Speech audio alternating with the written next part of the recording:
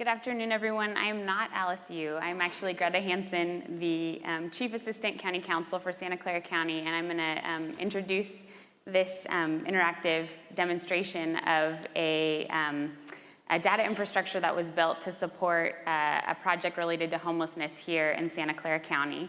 And to give you all a little bit of background on what was the origin of this project, Santa Clara County has the 5th largest homeless population of any region in the US as organized into a continuum of care by HUD.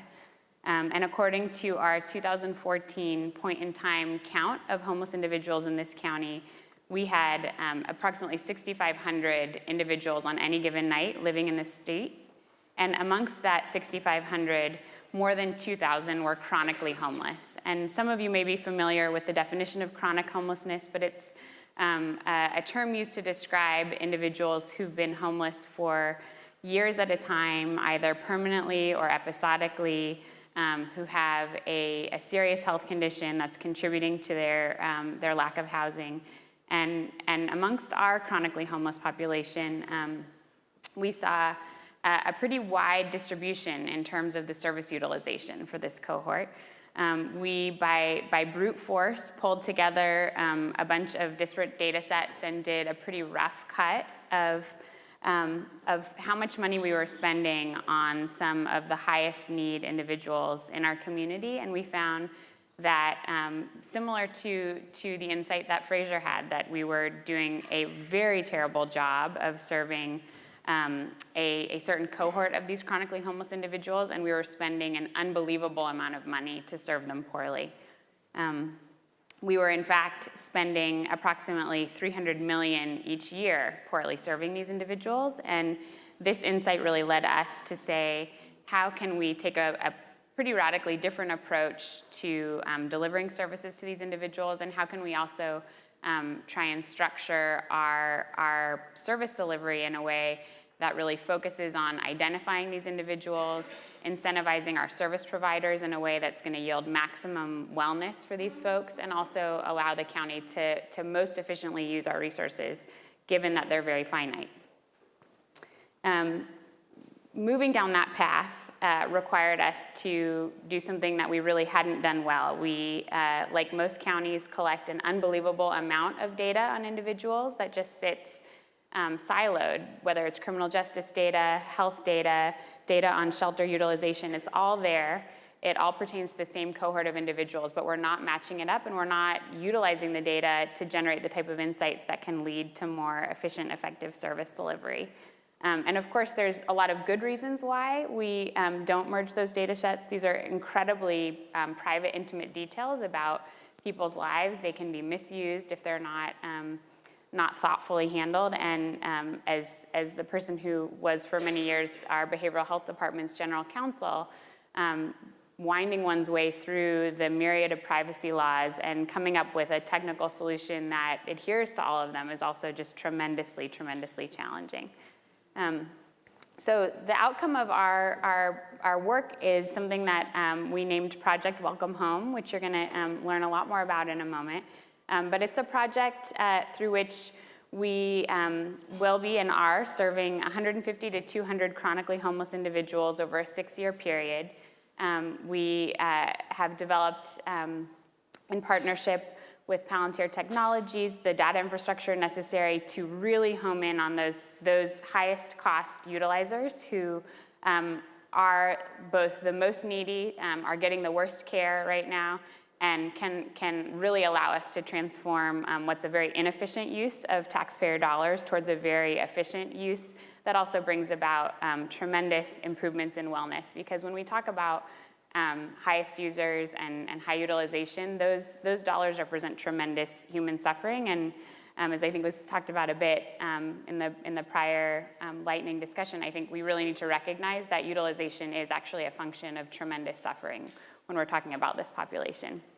So this project, which was the first Pay for Success project to launch in California, and I'd like to just briefly mention, since a number of you are in the room, a few key stakeholders who helped facilitate the launch of this project. Third Sector Capital Partners, who was absolutely integral to every aspect of the development and launch of this project. A number of our funders are here, the Arnold Foundation, the California Endowment, the Sobrato Foundation, the Irvine Foundation, Google.org, all contributed to funding for the project. And then before that, the Silicon Valley Community Foundation and Step Up Silicon Valley also helped with the seed funding to launch the county's exploration of this process. What we landed on was a partnership with Abode Services, one of the most phenomenal providers of homeless services in our region, and also a partnership with the University of California, San Francisco School of Medicine to conduct a randomized controlled trial to determine the efficacy of our project in achieving wellness and reducing costs for the individuals who are being served. And also a deep partnership that you'll hear about with Palantir Technologies to build the data infrastructure necessary to make this project work. So with that, I will turn it over to Alice Yu. We're going to do a slightly different version of a panel today. Dave challenged us to find an activity where we can have all the participants experience homelessness. We couldn't exactly bring you guys into the field, so instead I'm going to start with the demo, and then we're going to drill into kind of like a game board version of housing to stability at each of your tables. So before I do that, I'm actually going to launch into the demo first. Let me pull it up. Cool. And I think, especially for this summit today, I think one of the big things that we haven't really seen is what does this actually look like on the ground, and how can technology actually help governments, nonprofits, researchers, every one of you guys in the field to actually come together and use technology to not only measure outcomes, but also deliver better outcomes. So Project Going Home here this is the actual live web portal that folks will use every single day and can log in to see information about the clients in the program. I'm going to walk through each of the dashboards, but get excited because we're about to play a game. First is Client Manager. This is actually the kind of day-to-day workflow dashboard that both Abode and the county are using to see a 360 view on clients. It's also kind of the end-to-end tool of making sure clients are being referred, they're targeting the right clients, and then long-term be able to see what their outcomes are. Next is Trend Explorer. So we're going to look into what does it look like in aggregate, how is the program actually performing. And then third is Success Reporter. So as you guys have seen with Pay for Success projects, we have funders who are involved. We have a ton of managers who are looking at the performance and making sure everything's going smoothly. So to start, I'm going to jump into Client Manager and start putting your case manager hats on, because I think you'll get a sense of why these tools are helpful. So the view that you're seeing right now is the view that the county gets to see. So note that everything in here is permissioned based on the user. So within here, as Greta mentioned, they're actually triaging all the clients across the county and then identifying how to force rank everyone into who is the highest utilizer. So you see a score here on the right side. This is a triage score that is helping the county prioritize clients. So I'm going to jump into an individual here. So Henry Hansen's going to pull up, and we're going to see a quick snapshot view of this individual. So here you can see some of the prior utilization, some of it's shelter. VMC is healthcare data, county healthcare data. And second is you can see some of the basic information about each of the clients. So who are they, what's their information? One thing you'll note is that everything in here is actually randomized or anonymized. So they look like real people, but they aren't actually. And for the county, what they're figuring out, is this someone we want to refer in? They can jump into the utilization tab. And since we're actually aggregating data from criminal justice, health, homeless services, and programmatic data, all that information can be actually seen in one aggregated view here and see what the pattern is of utilization. So here's an individual you see who has basically been crushing the emergency department. More or less every 2 to 3 days is hitting the emergency department, is consistently using it. So this may be someone the county is interested in referring to the program. If so, they're going to directly update them here, assign them to a study team member, and that individual will now be able to see this person's information. And so this is where you guys are going to get involved. So folks who are enrolled or who are eligible to intervention, you are now a case manager, and you have to figure out, how do I find this individual, enroll them, and confirm that they are actually going to be a good fit for the program. So everyone at your tables, if you have an envelope at the center of your table, please raise your hand. Okay. If you are sitting at a table without an envelope, please move to a table with an envelope.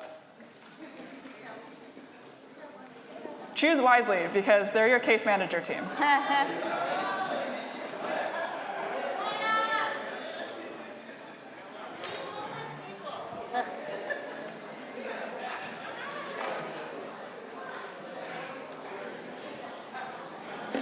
All right.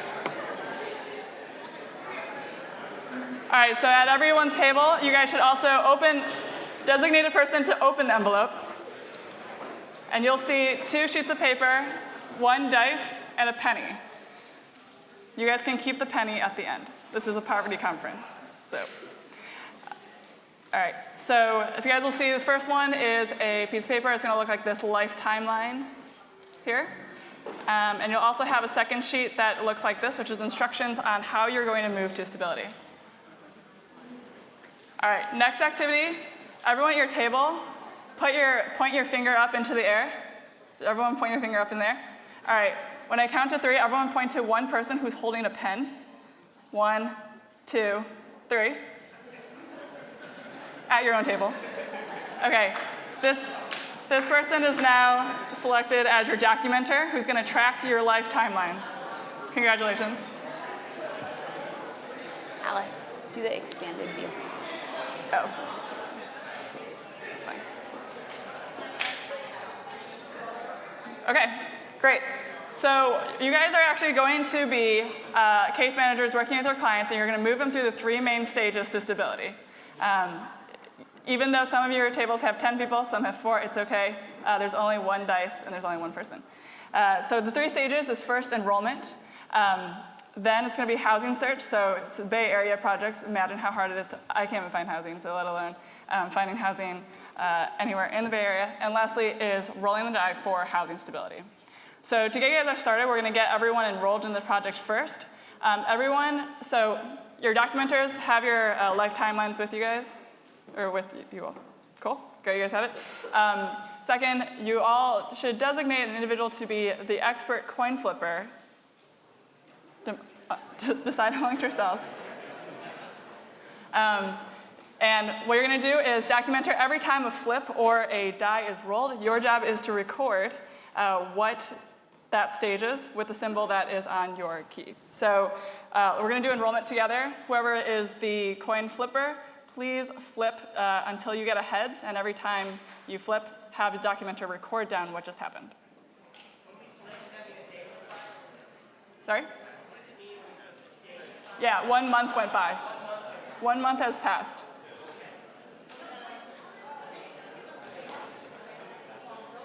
Okay, so what you're going to do is we're going to walk through the life timeline of an individual going through the program. The first step we're going to do is getting them enrolled. And so every time you flip a coin, it's going to represent a month. If you get a heads, that means you've been enrolled. If you get a tails, it means you were not enrolled and you were not found this month, and you have to try again next month. So then you flip again. And then you're going to write it down on your life timelines.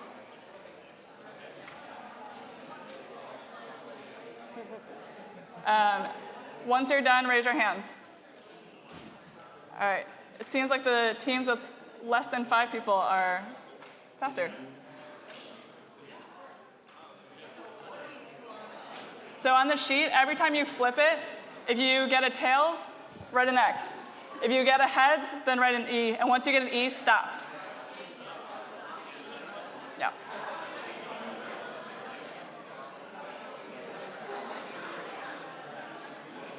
Okay. Has everyone at least gotten 1 head so far? Yes? Okay, great. Congratulations, you guys have all been enrolled in Project Welcome Home. Okay.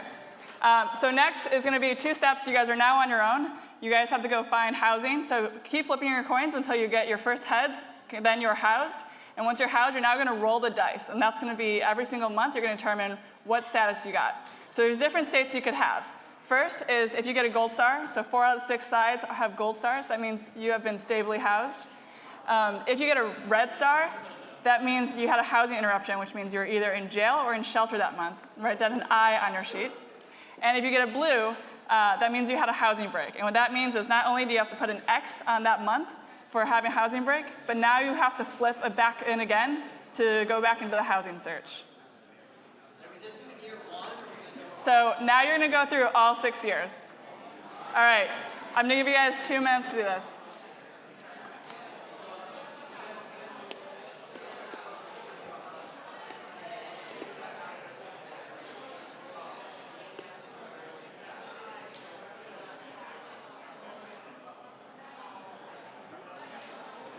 And once you all are done, you're going to count up how many S's and H's you have.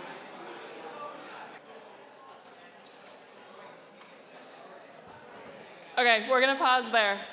So everyone designate now someone who can count to 60 and have them count up how many S's and H's are on your sheet. So how many successful months and housed months you had. All right. With that, show of hands, how many people had more than 30 months of stability or housed months? Oh, not bad. How many had over 40? OK. Well, it's not bad. It's a 50% success rate. So that's an activity to kind of showcase, one, what it feels like to be going through a program and working with clients and not having full control over the results. And two, congratulations, you all just finished your first outcomes-oriented Pay for Success program. And you all get paid a penny. Woo, cool.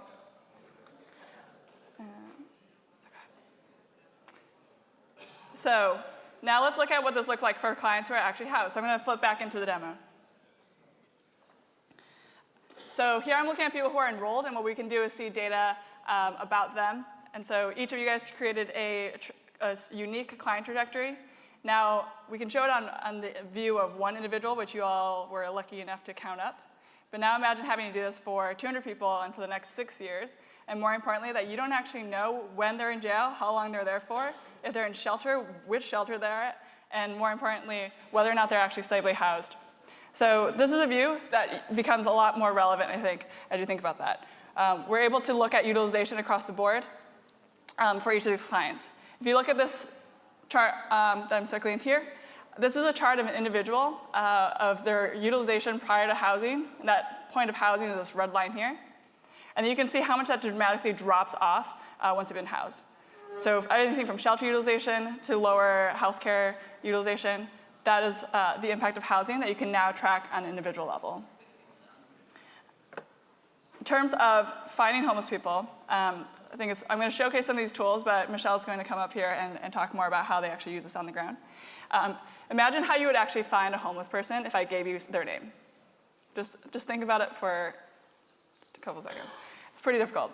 But among the things that once you have the ability to access some of the data and be able to securely share it among stakeholders, it's actually pretty interesting that if they are high utilizers, that means they're showing up somewhere in the county. And so what we've been able to do is, based on a very careful implementation on access controls, things like that, we are able to see, OK, where are these individuals accessing? Where do they have appointments coming up? Can we use that to help track and find homeless individuals? And with that, we are able to drill into the client information across the board. I always do this for dramatic effect, but just imagine that you just, well, not imagine, you just recorded the life timeline of an individual. This is an anonymized version of what Abode was actually tracking the program with. So they called it the behemoth, which I think is affectionately a good name to describe it. So each line item is an individual, and you can see that they're recording every single event by just adding columns to it. So imagine what this is like when you're tracking this over 6 years. That is taking each of your life timelines you guys have in your low-tech ways on your desk, and then having to accumulate that in aggregate over time. So I'm going to fly by the last 2 dashboards and make sure that Michelle has a chance to talk about the human impact and not just the data. Here is, I'm going to jump into Success Reporter. So this is a Pay for Success program we've got funders on, and a ton of managers who are keeping track of how successful the program is. So what we've done is we are calculating on the back end how the entire program is running. Note that this is a few months delayed in data. But what we are able to start tracking is operationally, how is the program running? Is this what we're expecting? Is anything falling behind? If so, we'll start being able to see that in the data here. In addition, you can see housing operations. Where are the pace of housing units coming online? And most importantly, what does that success metric look like that we are holding Abode to so that they actually have real-time feedback to see if they're on track or not? I'm gonna pause a minute and talk a little bit about what the impact of technology has been here. So among the stats actually just ran yesterday is, I'm gonna highlight here. Not on the game, there we go. So Palantir actually came onto the board, onto the scene, and we launched our product about 9 months after the project started. So we're able to start seeing is even just pre-post the use of technology, how that has impacted this whole entire project, as well as the services that folks are receiving. So even on the eligibility rate, so being able to find an individual once you have their name, then be able to connect them with services, and then get them enrolled in the project. Prior to Palantir coming in, that rate was about 43% of an individual coming in would actually be enrolled in the project. After the Palantir system went on, it's now about 79%. So when you think about what that actually means in real life, what is the cost of ineligibility? The average number of days that a case manager is looking for a person who is ultimately declined and deemed ineligible is about 38 days. To date, there's about 127 individuals who ultimately were not deemed eligible, but had been outreached to. So what that actually means is about 4,800 days of case manager time that's dedicated to finding these individuals. And what that really means is that's 13 years of case manager time in just last year. So, on top of that, on the human side is what does this feel like for the individual? Prior to Palantir, this was about 100 days between an individual being referred to getting actually enrolled. So just think about flipping your coins. At this point, that experience is now down to 25 days. So I think when we think about what is impact technology and how that can be beneficial, I think this will help classify that. I'm going to show one last thing, and I'm going to hand it off to Michelle. This is our Chart Explorer, which looks broadly across the entire project to compare how the entire project is running. This dashboard is completely interactive. Every single one of these dashboards is going to filter the panel beneath it. But I did want to drive to this chart right here, which I think is a pretty compelling chart about communicating how successful the Project Welcome Home program has been. So you saw in the prior charts on the client profiles what the impact was on individual. This is aligning everyone in terms of when they're housed to see what their utilization drop was pre-post housing. So prior to housing, you can see all these lines and stacks indicating utilization, shelters, hostels, et cetera. And now you can see how dramatically that was completely shifted down since they received housing. So I'm going to pass off to Michelle, and I'm going to put her on the spot and showcase what her caseload and her impact is, and hand it off to you. Okay. I think I'm going to. So here it is, everyone. Are you covering? Yeah, I'll control it. Okay. So hi, my name is Michelle Barnaby, and I'm a social worker with Abode Services, the service provider. And so I just wanted to talk a little bit about what the data is like in terms of as a case manager. So obviously it's pretty easy to see how having all this data is beneficial for looking at programmatically, and especially being able to go back to funders and say, yes, we're doing what you're paying us to do. But in terms of the case manager who's sort of on the ground doing the work, how is this data relevant?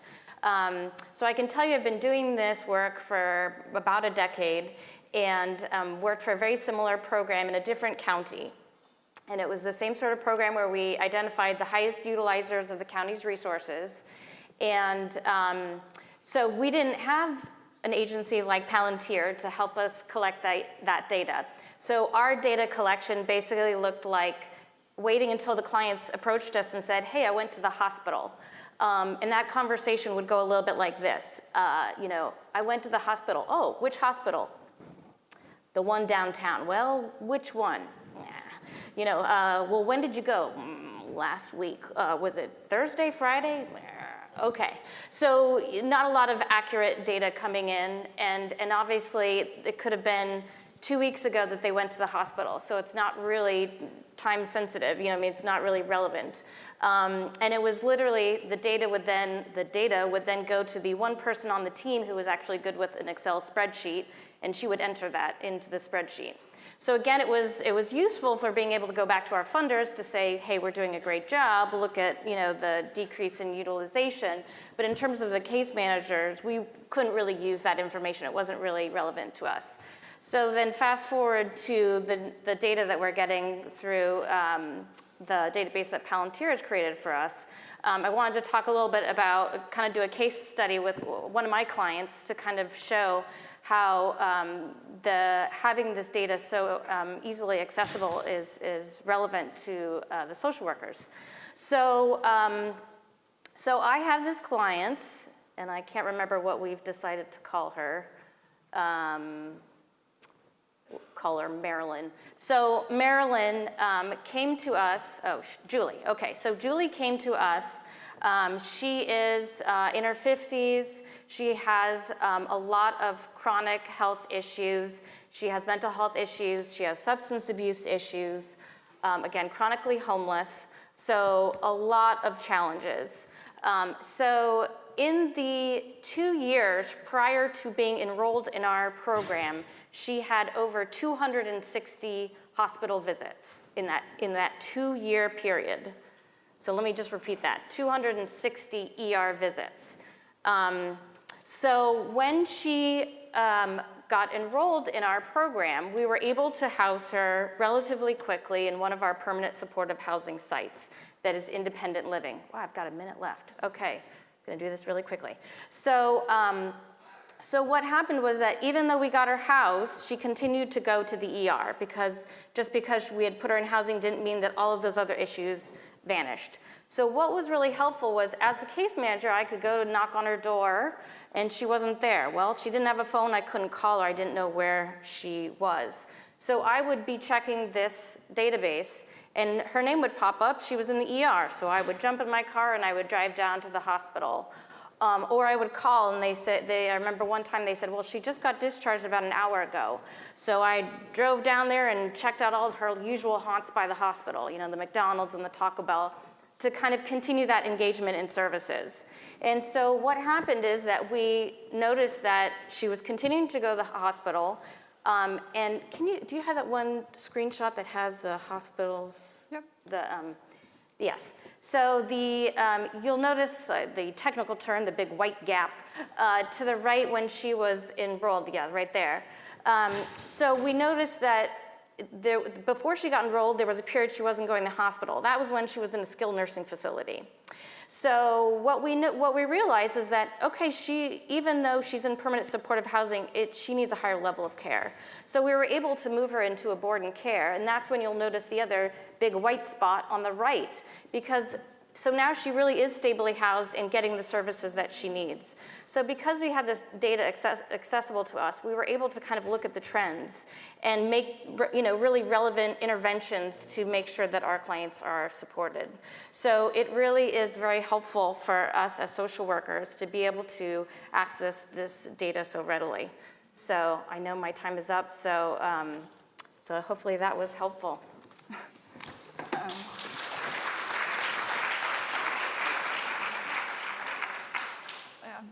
I think just in wrap up would be saying, from a tech side, what you guys are seeing are like the big flashy tools that technology can provide, but really the groundwork has to come much before then with all the decision makers.